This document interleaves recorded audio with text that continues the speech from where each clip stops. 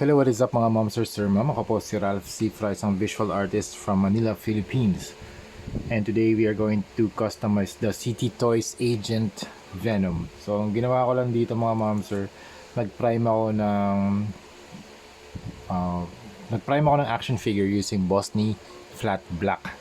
And then I dry brushed this using this metallic paint from Vallejo Metal Color Steel. So yun pala yung ginawa ko dito mga ma'am sir. If you want to see the whole yung video kung paano ko mag-customize ng Agent Venom from start to finish, meron akong blue version ito kasi ito gagawin lang natin red version.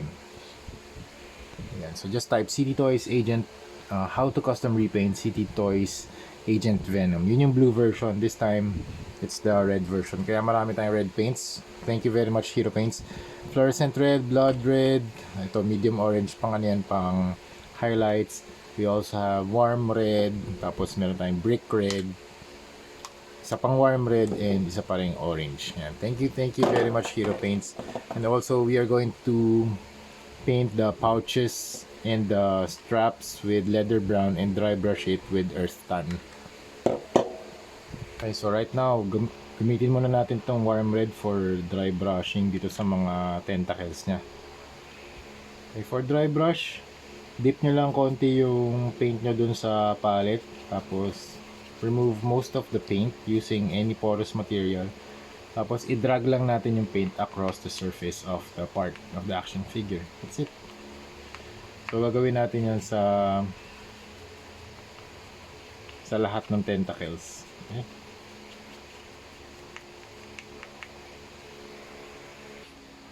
Done na tayo dito sa mga red part na tentacles. So medyo mas magiging dark yung finish niya kasi yung base natin dito black. And then next naman na gagawin natin, paint tayo ng leather brown dun sa mga holsters. So same lang din, dry brushing technique lang din gagawin natin.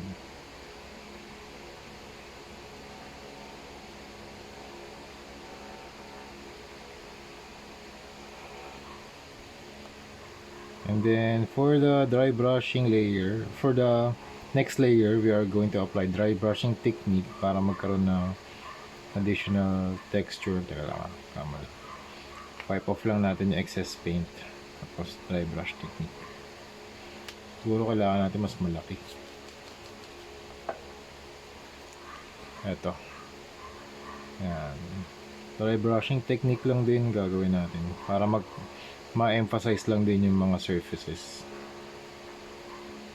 Yan. Pati dito din sa kanyang mga pouches sa likod and sa belt, pwede rin tayo mag-apply ng dry brushing technique dito para ma-emphasize yung mga edges ng mga pouches.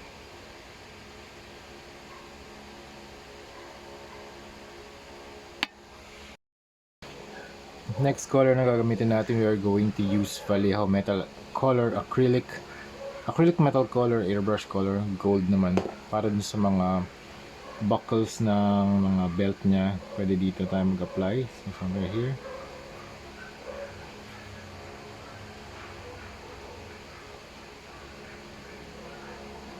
Okay.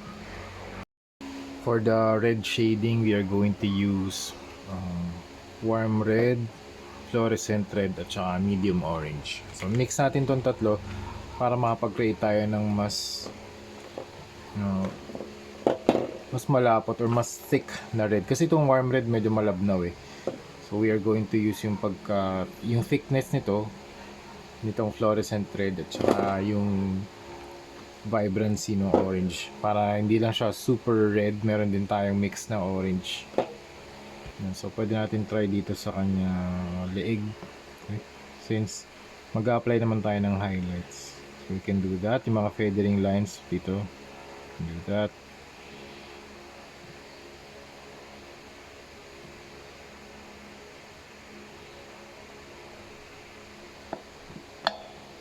Okay. Dito rin sa part na to. So medyo pag natuyo to magiging dull talaga, mas dull compared sa kung white yung base, mas magiging saturated yung red. Dito desaturated eh.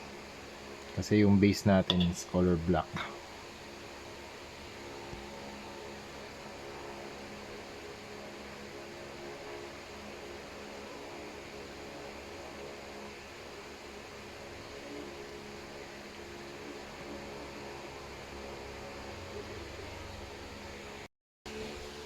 We are done with the City Toys Agent Venom project. So, ito na lahat ng accessories. Here's the body, yung mga guns, mga tentacles, alt hands, alt eyes. Ito hindi ko na customize.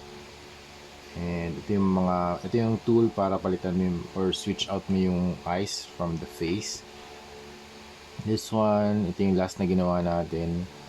So, para siyang comic book paint style na style of explosion. So, meron kang lighter area dun sa middle, and then yellow sa outer part, and then line art dito sa pinaka-labas, pinaka-outer part ng explosion. And then you have the holsters with leather brown, earth tan na dry brush, tsaka gold na sections. And you also have the grenade launcher. And yung mga color separation na, you have the browns, the golds, and the gun art, and the steel na part. Okay, so ito yung figure. Pinalitan na natin ng Venom head. So you have the, ayan, inassemble na natin siya.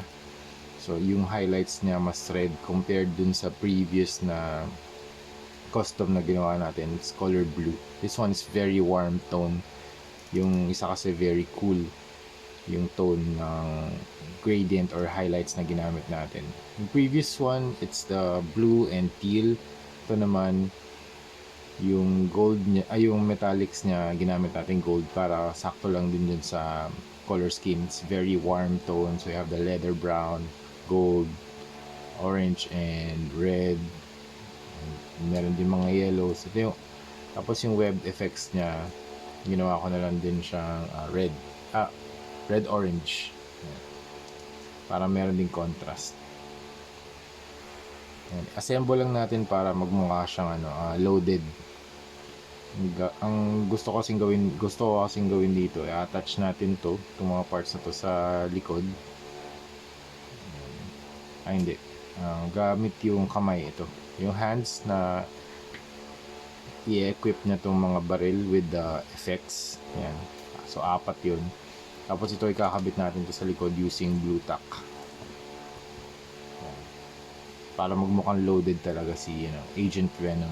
Okay? Alright, this is it. Ito na lahat ng accessories na kaya natin i-fit in dito sa setup natin ngayon. So mas loaded na siya tingnan. You have the pouches or the yung holsters nakalagay na sa kanyang hips or legs. Tapos yung 4 na tentacles nakapasok sa likod. Ito. This one, 1, 2, 3, 4. Tapos yung 4 na extensions din na hindi na natin pwede ikabit kasi meron na siyang wala na siyang peg. Kinabit na lang natin using blue tack. Okay? So pang ano lang naman to, pang photoshoot lang naman. Saka hindi naman din natin siya i-display nung nakatalikod. So okay na rin yan. At least na-equip natin yung lahat ng tentacles na pwede natin i-equip dito kay Agent Venom. And then dito sa kanyang right hand meron siyang grenade launcher, and then dito sa left hand you have the blade extension sa kanyang arm. So ito na yung final look ng ating Agent Venom na project. This is the red version.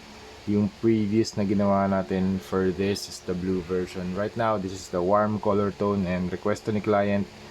Kaya, photoshoot na natin to.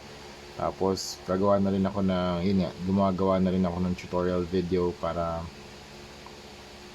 ma-document ko rin kung paano ko ginawa yung red version. Hindi ko na siya sinimulan sa pinakauna, pero yun nga, recap lang natin. After natin i-open or i-unbox si Agent Venom, nag-spray tayo ng flat clear dito sa head and sa arms at saka sa body para lang magkaroon ng adhesive layer yung figure para pag nag-paint tayo kakapit yung paint. Tapos sa mga weapons, nag-spray tayo ng flat black. And then, after nun, nag-dry brush tayo using steel na paint from Vallejo. And then, after that, nag-dry brush tayo ng red dito sa mga tentacles. After nun, nag-detail na tayo. Mas fine yung ginamit natin na brush to have the comic book style na paint dun sa kanyang head and sa body and sa arms. Tapos, dry brush ng gold dun sa mga spikes and sa tip ng blade. Tapos dito sa part na to, mas bright yung gitna kaysa dun sa outer part, and then dry brush ng black from the outside going inside, and then dry brush ng gold dito sa mga tips para magkaroon ng contrast kasi puro red na siya. So yun. So that's it mga mom sir. Thank you very much for watching and see you sa next video. Bye bye.